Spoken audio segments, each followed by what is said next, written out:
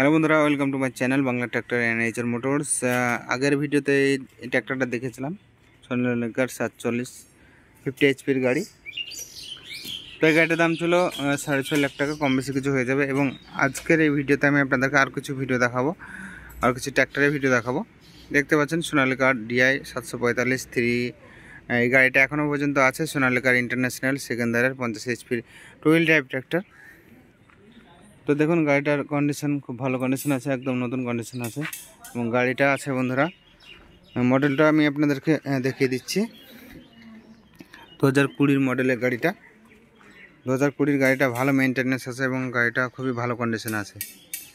তো এই গাড়িটা খুব কম দামে পেয়ে যাবেন। এই গাড়িটার দাম জানতে হলে আপনাদেরকে ডিসক্রিপশানে আসতে হবে। ডিসক্রিপশানে এই গাড়িটার দাম সহ আপনাদেরকে ওনারের নাম্বার দিয়ে দেবো, সেই নাম্বারে ফোন করে চলে আসতে পারবেন।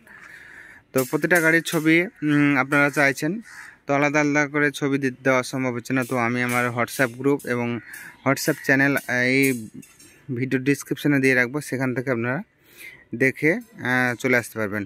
আর অযথা ফোন করবেন না, অনেক ফোন কল করছেন আপনারা, যেটা অসহ্যনীয়। দেখতে পাচ্ছেন নেক্সট গাড়ি আছে মাহিন্দ্রা রিভো 575 DI 4 হুইল ড্রাইভ ট্র্যাক্টর।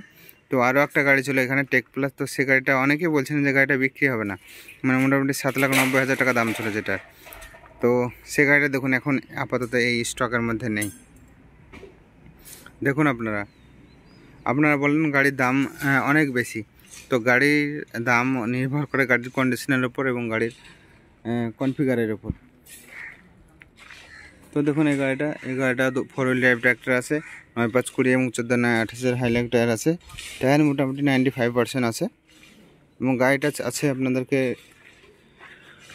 দেখিয়ে দিই, 21-এর মডেল আছে গাড়িটা।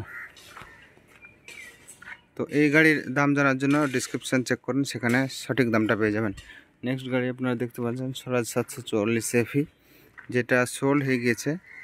দেখতে পাচ্ছেন সোল্ডের ব্যাচ ঝুলছে। তো এই গাড়িটা ছিল 2017 মডেল, 17 মডেল ছিল গাড়িটা, সোল্ড হয়ে গিয়েছে। 4 স্টারের রিভার্স পিটিও ছিল গাড়িটা। তো গাড়িটা বিক্রি হয়ে গেছে। দাম ছিল মোটামুটি 4 লাখ 4.5 লাখের মধ্যে। তো গাড়িটা এখন সোল্ড হয়ে গেছে, যেটা ব্যাচ দেখে বুঝতে পারছেন।